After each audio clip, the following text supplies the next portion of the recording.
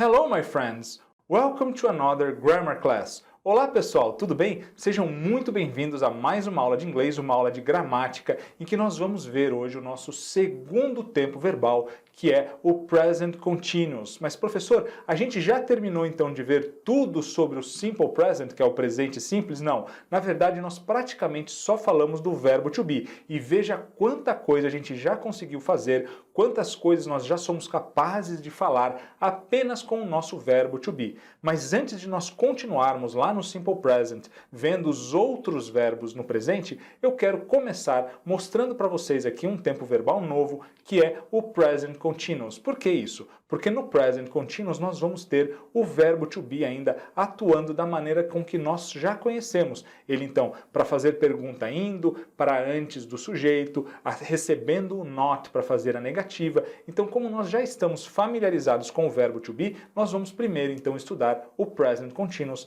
antes de voltarmos lá para o simple present. Então vamos à nossa aula, vocês verão que o present continuous é muito legal.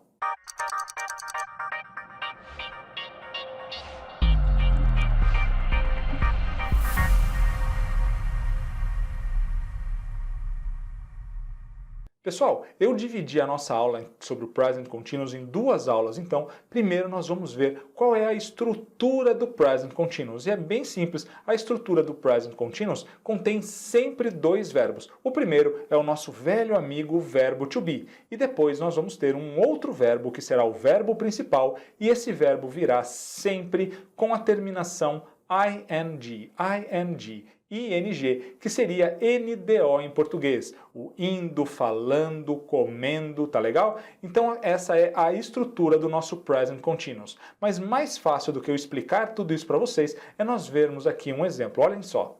Então vamos aqui ao nosso primeiro exemplo. Eu posso dizer, olhando essa figura, que eles estão comendo, não é isso? Em inglês nós vamos utilizar o present continuous para dizer isso. Nós vamos dizer então, they are eating. They are eating. Eles estão comendo. They are eating. Eles estão comendo.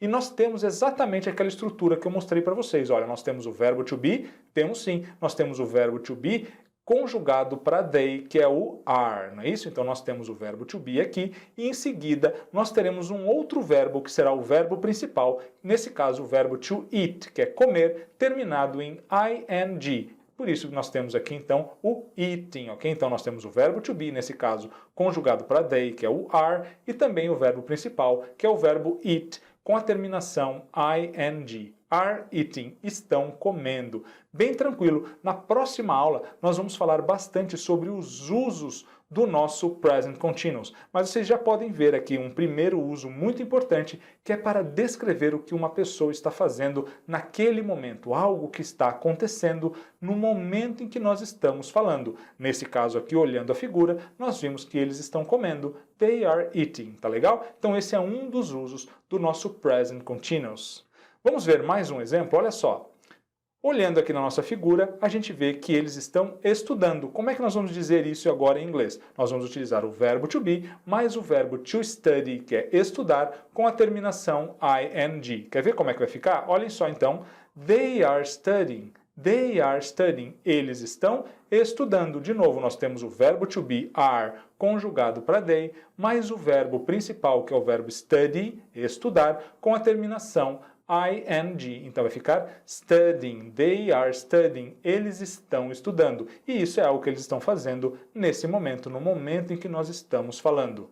Vamos começar vendo como é que nós acrescentamos o ing nas palavras. Bom, regra geral, nós simplesmente vamos acrescentar o ing no final de qualquer verbo, do verbo principal, para nós formarmos então o nosso present continuous. Mas nós vamos ter alguns casos em que nós teremos que tomar alguns cuidados. Vejam só. Então vamos começar vendo o que acontece quando nós temos verbos terminados em y, verbos terminados em y. Nesse caso, como o do study e do play, vejam que ambos terminam em y, só que um deles é precedido de consoante, no caso do study, antes do y nós temos a consoante D, e no caso do play nós temos uma vogal, a vogal A. Faz alguma diferença para nós acrescentarmos o ing? Não, pessoal, não faz diferença, tá legal? Nós trazemos essa regra para vocês porque lá na frente, quando nós formos falar dos verbos no simple present, nós teremos diferença sim quando nós tivermos a terminação Y precedida de vogal ou precedida de consoante. Mas para acrescentar o ing não faz diferença nenhuma. Então olha só como vai ficar.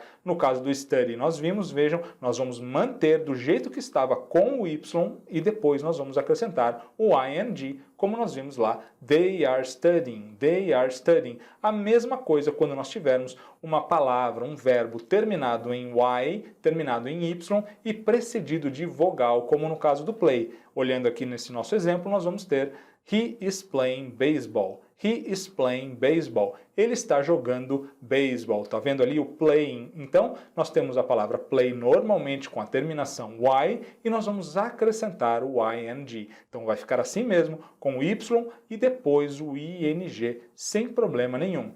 Vamos ver agora quando nós temos verbos terminados com a letra I. Verbos terminados, então, com a letra E. Nesse caso, nós vamos simplesmente tirar o E antes de acrescentar o ing. Olha o caso aqui do drive e também do verbo to leave. Drive, que é dirigir, e leave, que é sair, deixar. Então, olha só no caso do drive, primeiro, nós temos que tirar o E, tirar o I e acrescentar o ing. Então, she is driving, she is driving. Ela está dirigindo, she is driving. Perceberam então que eu não tenho mais a letra E, a letter E, quando eu acrescento o ing. A mesma coisa quando nós temos então o verbo leave, nós temos que tirar a letra E, letter E, para acrescentar o ing. Veja no nosso exemplo aqui, I am leaving, I am leaving. Eu estou partindo, eu estou saindo, I am leaving.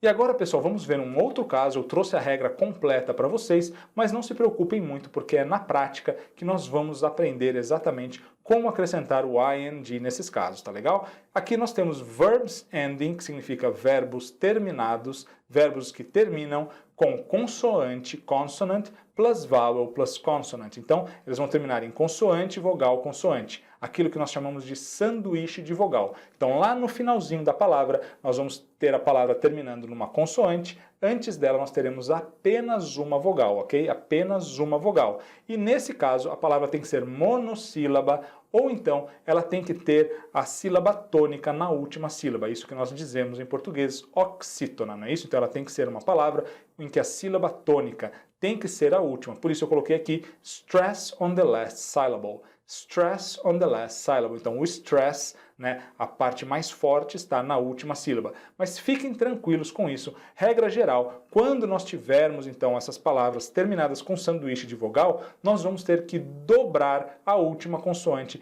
para receber o ing. Quer ver como é fácil? Olha só, uma palavra que nós estamos acostumados a usar o tempo todo, que é a palavra shopping. Olha só, shopping vem do verbo to shop, que cai exatamente no nosso exemplo. Vejam, shop termina com a consoante P e antes da consoante P nós temos apenas uma vogal, que é a vogal O. Perceberam? Então, no final da nossa palavra, do nosso verbo, nós temos uma consoante, uma vogal e uma consoante, H-O-P, H-O-P. Consoante, vogal, consoante, ou seja, um sanduíche de vogal. Nesse caso, nós vamos ter que dobrar a última consoante antes de colocar o ing. Por isso que quando nós vemos a palavra shopping escrita, ela está sempre escrita com dois P's, double P. E além disso, nós temos também o verbo begin, to begin, que é começar. A mesma coisa, termina em N, uma consoante, precedida de uma única vogal, a vogal I, ou se preferirem, terminadas ali no nosso sanduíche de vogal. Veja, tanto begin, que tem o stress, que tem a sílaba tônica na última, é uma oxítona, quanto shop, que é um monossílabo, ambos então nós vamos ter que dobrar a última consoante para acrescentar o ing. Vamos ver aqui o nosso primeiro exemplo. She is shopping. She is shopping. Ela está comprando. She is shopping. Ela está fazendo compras. Perceberam então que o shopping aqui vai ter double P, dois P's. A mesma coisa no verbo to begin, que é começar. Então, the race is beginning. The race is beginning. A corrida está começando. Vejam então que no beginning nós temos ali double N, dois N's, já que o verbo begin também termina no nosso sanduíche de vogal. Mas como eu disse, pessoal, não se preocupem muito, nós vamos estar utilizando esses verbos o tempo todo e vocês vão ver que vai ser bem tranquilo de fazer, nós vamos nos acostumando a dobrar essa consoante, nós já nos acostumamos a ver a escrita correta, sempre com dois P's no caso do shopping e também com dois N's no caso aqui do verbo begin.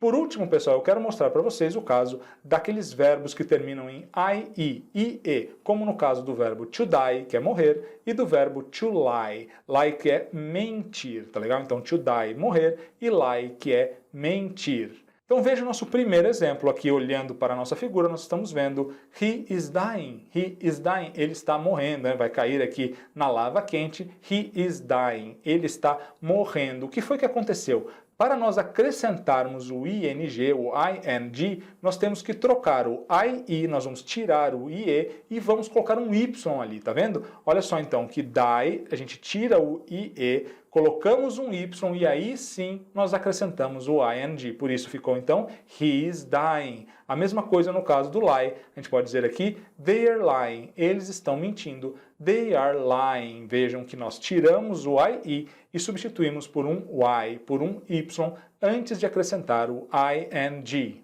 Vamos aprender a perguntar, então, o que uma pessoa está fazendo? Questions. Então a gente vai começar sempre por what is, quando o nosso sujeito for he, she ou it, não é isso? He, she ou it, nós vamos perguntar what is he, what is she, what is it, e aí nós vamos colocar o doing, tá legal? Doing, então, que é o verbo to do, que normalmente nós traduzimos por fazer, com o nosso ing no final, portanto, no present continuous, então no presente contínuo.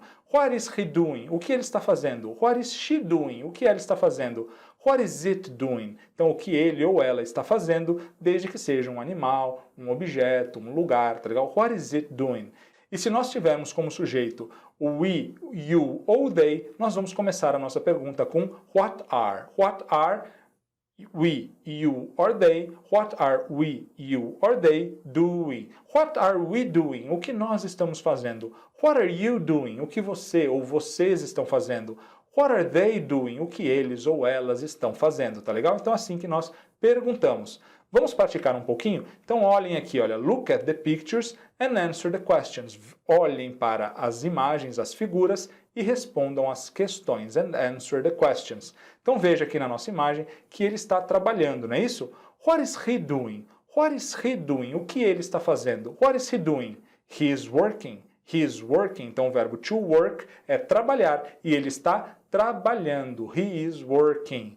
Now, what is she doing? O que ela está fazendo? Ela está escovando os dentes. Então, o verbo escovar é to brush. Brush, escovar. Então, como é que nós vamos dizer? Ela está escovando os dentes. She is brushing her teeth. She is brushing her teeth. Ela está escovando os dentes dela, né? Her, dela, e teeth é o plural de tooth. Então, vamos lá, olha só. Tooth, dente, tooth. Igual o Bluetooth do computador, né? O dente azul, Bluetooth. E aí, no plural, nós não vamos fazer esse plural com um S no final. Nós vamos mudar a palavra. Nesse caso, o plural é teeth. Teeth, então, são dentes. Tooth, um dente. Teeth, mais de um dente. Então, dentes. Now, what are they doing? O que eles estão fazendo? What are they doing? Eles estão dormindo. Dormir é o verbo to sleep. Sleep é dormir. Como é que nós vamos dizer, então? They are sleeping. They are sleeping. Eles estão dormindo. They are sleeping. Now, what is the airplane doing? What is it doing? O que o avião está fazendo? What is the airplane doing? E ele está voando, não é isso? O verbo voar é o verbo to fly. Fly, então, voar. Como é que nós vamos dizer? It is flying. It is flying. The airplane is flying. O avião está voando. It is flying. Tá legal, pessoal? Com isso, então, encerramos aqui a primeira parte da nossa aula sobre o Present Continuous. Já aprendemos a trabalhar com a estrutura, já aprendemos a perguntar e a responder o que alguém, alguma coisa está fazendo. Na próxima aula, nós veremos todos os usos possíveis aqui do nosso Present Continuous. Um forte abraço a todos. See you next class.